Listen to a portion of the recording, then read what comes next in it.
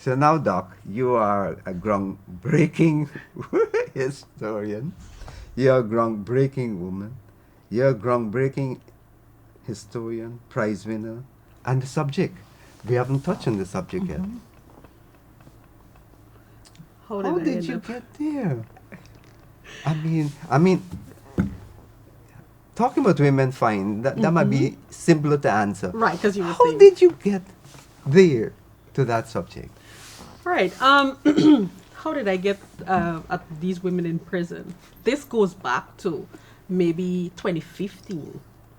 And I go back that far because, let me see. I think about 2000, maybe 2009, 2010. I'd done an article for, because at UG we used to do History. this column in Starbuck News History This Week. And I'd done an article in Mazaruni Prison because I was just looking for something to write on.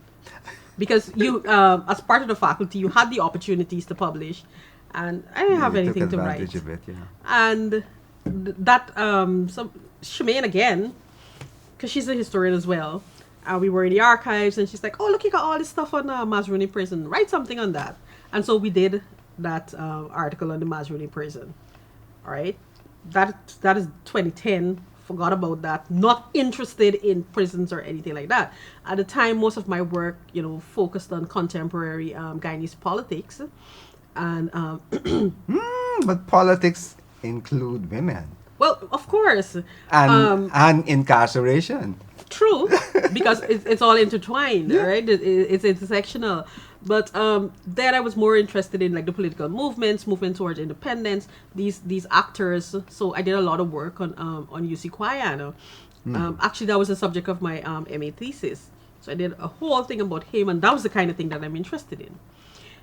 Fast forward to 2015, you have a professor from Leicester University in the UK, and well, if I give you a little bit background on the story, because you got to understand this thing. Dr. Eiffel from UG Yes. went to a conference, and there is a professor from Leicester University giving a presentation. She doesn't know this woman or anything, but this woman is giving a presentation on the Mazaruni penal settlement. All right, so obviously she's right away. You in the UK talking about Mazaruni penal settlement. I'm from Guyana, so she approaches her, makes let her know she's from UG, and this is something that if you're interested in, we can work along with. At the time, I think she was a part of the sentence management board. And don't worry, I'm getting to how I ended up here. So, Professor Claire Anderson, who was the person giving the lecture, she ended up coming down to Guyana.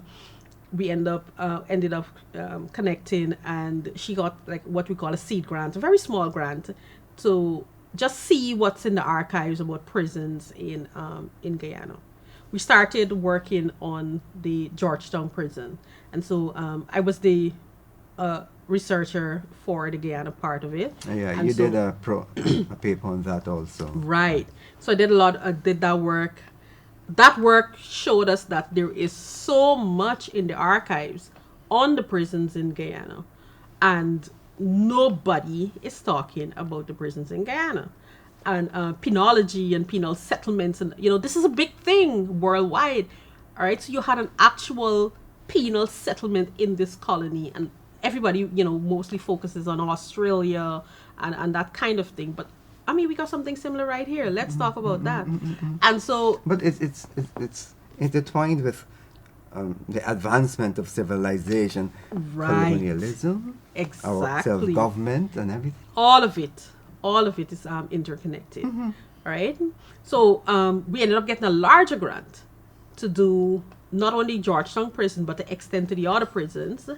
And from that, we got a much larger grant that focused on mental health, neurological disorders, and substance Wow. abuse in Guyana's jails. Wow. All right, so that was the final project. Now, and I'm a researcher on all of these projects. Now, while researching, what I've realized is that, of course, the men in the prisons, they always outnumber the women. Hence the title of the manuscript, "The Few Among the Many," because there are these few women among these many men, but their labor in the system is still quite significant. Yeah. Them in the system is still quite significant because it has, and this is where the gender aspect of it comes in, because these women being there, it has an impact on, how the system is governed, how the men interact in the system. So there's this interconnection. But because the men outnumber the women, a lot of the research that we were doing tended to focus on the men. Obviously, yeah. And so the men, so we were kind of using the men as the example of, what the system was like. All right. But you have this large group of women. Again, another erasure of women. Right. So this is, and if you read, or when you read the book, you will see that a part of what I set out to do is to actually bring these women to light. And so what I did in the work is to, as much as possible, name as many of these women as I can. All right. Give them names, not just say the women in the prison, but these were actual people. These were people with families, with children, that sometimes they even had to take those children to the jail with them. Humanity. All right. So humanize them.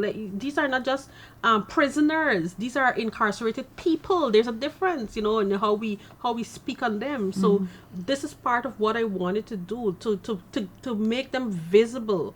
All right, for so long they have been one of my favorite books. I mean, I know I'm jumping a little bit, but one of my favorite books is a book called Chained in Silence, right, which talks about the convict lease system in Georgia and the U.S. South. All right, it's written by an American historian, a woman by the name of Talita LaFloria. And this is a part of what she does. And, when I read that book, it kind of spoke to me. And, this is the kind of work that I want to do. All right. Not just writing about women and just not re-victimizing them again, but to actually bring them to the, bring them show to a different side of them. Of these and of women. course, women are important in every aspect, in every way. So when I realized that, all of these projects, we just talking about the men, who's going to talk about these women? All right. And then I was going off to grad school at the same time. And I had two options. I said, I'm either going to talk about the women or I'm going to talk about the children, because again, you had a large number of children that were incarcerated at the time. And the way in which the system was set up, it was one jail. Well, not literally one jail as in one single jail, but I'm talking about one system. And men, women, children, everybody was thrown into the same institution. All right? Even at Georgetown, at New Amsterdam, at wherever, all of them were there. They were separated in the jails. So you had a section for women, a section for men, but all of them were right in the there. same compound, Right. sort of, yeah. In the same building. All right, just that they were separated. The men were more likely to be in the cells, and the women, they would have them what they call them in wards. I guess it's kind of like a dormitory or something like that. But they were in the same building. You didn't have a men building and a women building. That came much later. For us at where across the river where Fellowship is, there was a jail there. Originally for men, but then afterwards they converted that to women. And then, of course, later on, they moved them to New Amsterdam. And New Amsterdam is pretty recent. I mean, in historical terms. Yeah. But we at the National Library, we had our champion readers competition every year, annually, and you won't believe some of the winners came out from New Amsterdam. Oh. The female. And when you listen to the stories, and I'm sure you've got some stories to tell before we close, because yeah, the few among the many. I mean, you may be saving them for another book, but I would love to hear a few names, some stories, some incredible stories, incredible women or remarkable women inside. All right. I mean, I had so many stories. I didn't even get to use all of the ones that I had. So basically, what I'm talking about is using women's labor in the prisons. So I basically argue that, you know what, jails in this post-emancipation period, because if you notice the period, Yes. 1838 to 1917, is that post-emancipation to the end of indentureship. And so what I argue is that during this period, prisons wasn't about punishment for crime. Prisons was about free Forced labor. yeah. All right. Yeah. So people think that at the end of slavery, free labor finished. Now it's indentureship, it's paid labor. But then you have this entire group of people, and this is the period in Guyanese history, both colonial and post-colonial, that you have the highest rate of incarceration. All right. I think now the prison populations are a little bit over 2,000 or something like that. At its peak, At that time? no, Yeah, no. yeah. Today it's about 2,000. In this period that I'm talking about, the peak was 10,000 and something per year. And women, because women only made up about like no, it was like about 2% of the prison population or something like that. And then the highest number of women, like over 2,000 women, were incarcerated. That's how they ended up moving them to fellowship and that kind of thing. Mm-hmm. In this period. So that is why I focus on this particular period. But I'm arguing that these high numbers is not because crime was out of hand in Guyana place, yeah. or anything like that. The thing was, if you you can prosecute them for anything, and then you can get that labor for free and use it back either on your plantations to do your public works or whatever. You can use that free labor. Yeah. So I start off talking about this girl, and her name was Molly James. Now, I started with her. She's in the introduction because her story to me was so, I don't know. When her mother was dying, she gave her, and I guess it's something that we probably did a lot of that time. Her mother's dying, so she gave this little girl to some family to take care of the girl. So they take her, and she's kind of like a nursemaid / maid, because they had a little child, a little son. He was like about maybe 6 or 7 years old, and her job was to take care of him and to take care of the house and to do whatever else.